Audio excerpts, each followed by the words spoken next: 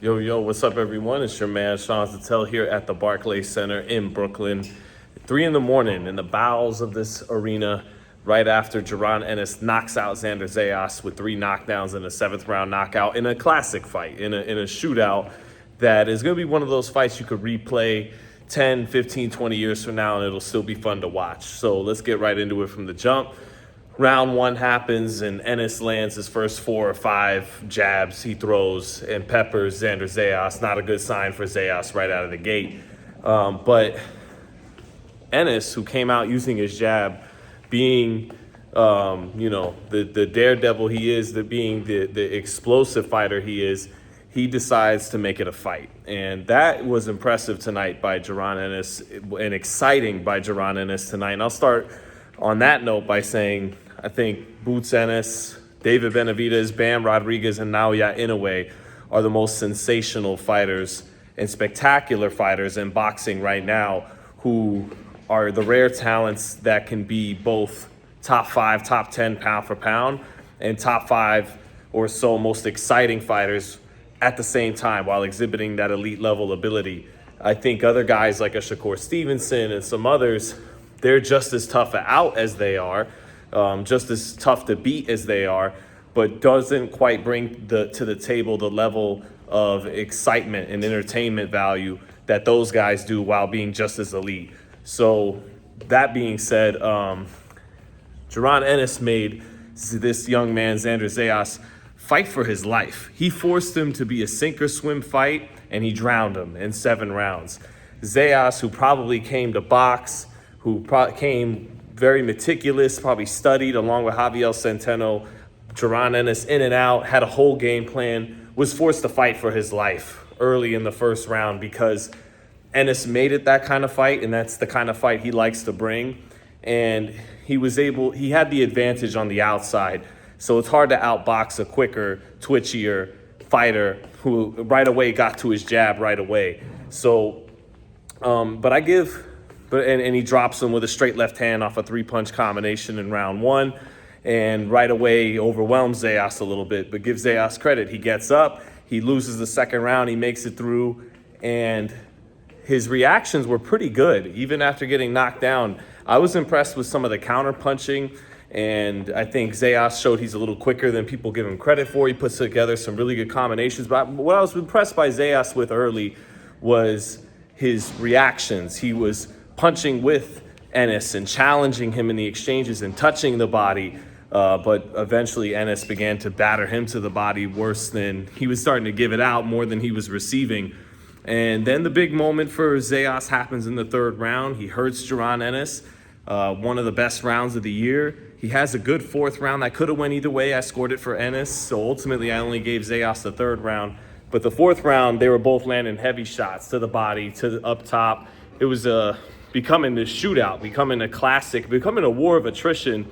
But that wasn't the way Zayas was going to win this fight. But again, he had no choice. Jaron Ennis, coming from Philly, he fights with bad intentions. He fights for the knockout, and that's what makes him such a spectacular fighter to watch. And along with the speed and the power and the dexterity and the creativity, it was his mind state tonight to make it a war. And Zayas there had some hope in the 3rd or the 4th round, but Ennis is one of the best body punchers in the sport. He went to the body, and then that right uppercut really is what ended the fight in the 5th round. And Ennis, after the fight, said that's when the fight should have been stopped, was after the 5th round. Harvey Dock let Zayas take a beating for the rest of that 5th round, and it was such a quick, in-between punches, right uppercut. And they were having some high-level exchanges in there, and I give Zayas credit for that. But Ennis, punch for punch, just a better man. And while Zayas, with some experience, maybe could have found a way to slow down the fight a little bit more, ideally he probably wanted to chip away, but Ennis just faster than him, stronger than him, going to the body even better than him after a while, winning the exchanges, and just punch for punch was the better man. And then it was a win for Zayas just to get through the 6th round, a round he lost. And then the 7th round comes, Ennis hurts him to the body, and Ennis is a finisher with bad intentions, like I said earlier, and he eventually knocks Xander Zayas out, makes him succumb to a knee, The corner was on their way up the stool. Harvey Dock stops it at the same time. And that was it. And that was all she wrote in a really good fight. Great fight, really, at Barclays Center. But actually, I think that third and fourth round from Zayas, it did Ennis a favor. Because if Ennis would have just blown him out in the first or second round, then I think he'd in some ways get less credit. So it's twofold. There's two reasons why Zayas' moments in the third and fourth are actually a benefit to Jaron Ennis.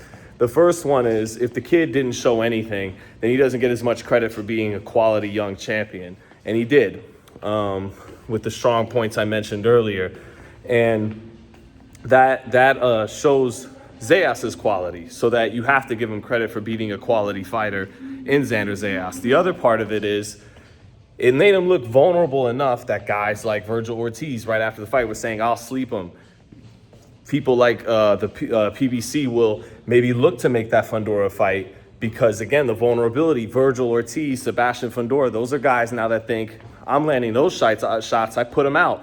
A lot of fans thinking that too. So it makes it easier for him to actually get those guys in the ring as opposed to if he would have blew Zayas out in the first or second round. But that being said, Ennis has always been a special talent. And there was a time him and Benavidez were my favorite fighters to watch in the sport, that I was always banging the drum for them to get the shots against Canelo Alvarez and Terrence Crawford. It never happened. Terrence threw some shade after the fight, which is, between them. I don't think the fight will ever happen, but I think that fight could have been special once upon a time, even if Crawford was the favorite, deservedly. Ennis's speed and power, being ambidextrous like Crawford, he was a threat to Crawford and always will be if Crawford's ever thinking of getting back in the ring, especially at this age. But there came a time where Ennis's career was stalling out a little bit. He unifies, he becomes the welterweight champion against Stanionis, but welterweight became thin, and the lightweights moved up once he left, really.